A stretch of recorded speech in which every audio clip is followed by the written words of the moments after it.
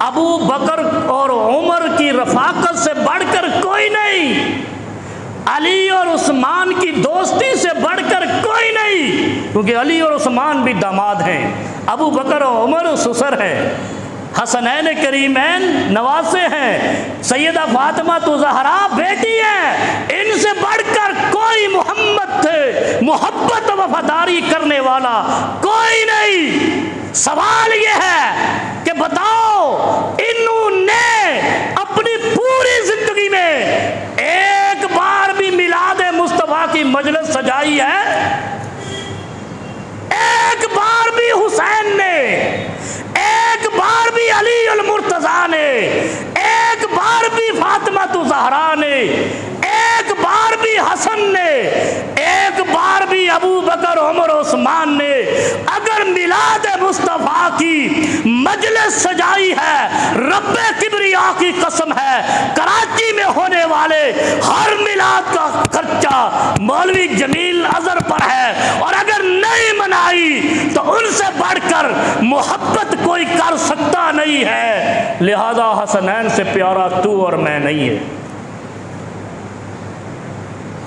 مناؤ میلاد مناؤ، لیکن یاد رکھو یہ محمد رسول اللہ کی مخالفت نہیں ہے، ابو بکر کے مشن کی مخالفت ہے اور وہ گمراہی ہے، یہ عمر عثمان و علی کے مشن کی مخالفت ہے، گمراہی ہے، آمنہ کے لال سید رسول اللہ صلی اللہ علیہ وسلم کے فرمان کی مخالفت ہے اور وہ گمراہی ہے، اور حسن و حسین کے مشن کی اور ان کی زندگی کی، ان کی سیرت کی مخالفت ہے اور وہ گمراہی ہے۔ کل بدعۃ ضلالہ وکل ضلالۃ فی النار، ہر خطبے میں سید کائنات نے فرمایا کل بدعۃ ضلالہ وکل ضلالۃ فی النار، ہر بدعت گمراہی ہے، ہر گمراہی جہنمی ہے۔ تو بتاؤ جو حسین نے نہیں کیا تو کہاں سے کرنے والا؟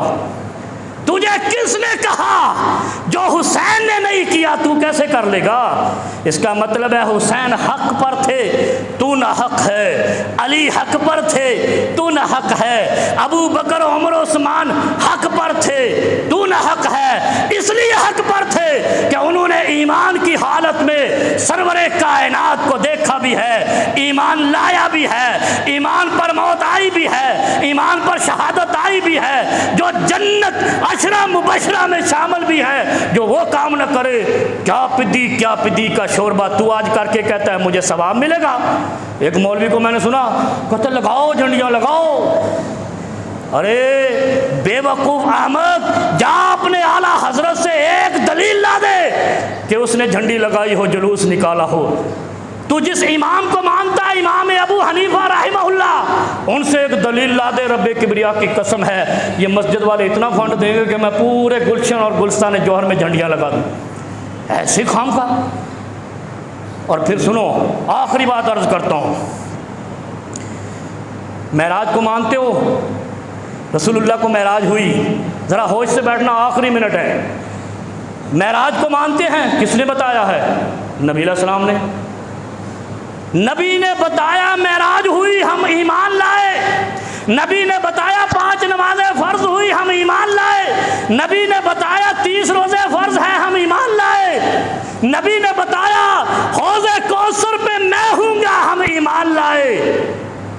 بتاؤ جس نبی نے یہ بتایا کہ استنجا کیسے کرنا ہے، وضو کیسے کرنا ہے، نماز کیسے پڑھنی، کیا فرمایا؟ سلو کما رأیتمونی اصلی، جس طرح میں نماز پڑھتا ہوں ایسے نماز پڑھو۔ ہم مانتے ہیں جو نبی نے بتایا، یہ قرآن کتاب الہی ہے، ہم مانتے ہیں ایسے ہی ہے۔ تو یار ساری زندگی میں ایک بار بھی کر کے نہیں دکھایا، حکم نہیں دیا اور نہیں فرمایا، تو پھر وہ شریعت کیسے ہو گئی؟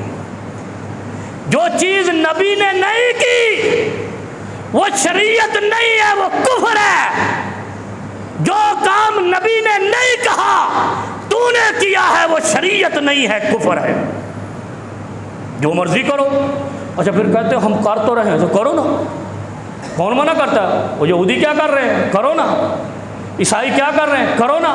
وہ ہندو کیا کر رہے ہیں؟ کرو نا۔ ہم نہیں کہتے نہ کرو، کھل کے کرو، لیکن حساب یوم حساب حساب اس کے پاس ہے جو مالک یوم الدین ہے۔ جو وہ حساب لے گا پھر لگ پتہ جائے گا، پھر وہ کہے گا من احدث فی امرنا ھذا ما لیس منہ ما لیس منہ ما لیس منہ، جو میں نے نہیں کہا کیوں کیا، جو میں نے نہیں کیا تو نے کیوں کیا، جو شریعت میں نہیں تھا کیوں کیا، جو قرآن میں نہیں تھا کیوں کیا، جو حدیث میں نہیں تھا کیوں کیا، ما لیس منہ ما لیس منہ، میں نے کہا ہی نہیں تو نے کیوں کیا، فہو رد، سارا پیسہ رد کر کے جہنم میں پھینکا جائے گا جو تم ادھر ضائع کرتے ہو۔ لوگ سلام میں ڈوب گئے، تم جھنڈیاں لگاؤ گے، لوگوں کے بچے سلام میں بہ گئے، تم حلوے پکاؤ گے۔ ایسے ہی ہے، کوئی خدا کا خوف نہیں آتا، کوئی اللہ سے ڈر نہیں لگتا، یوم حساب نہیں ہے، یوم پکڑ نہیں آنی، مالک یوم الدین حی القیوم نہیں ہے۔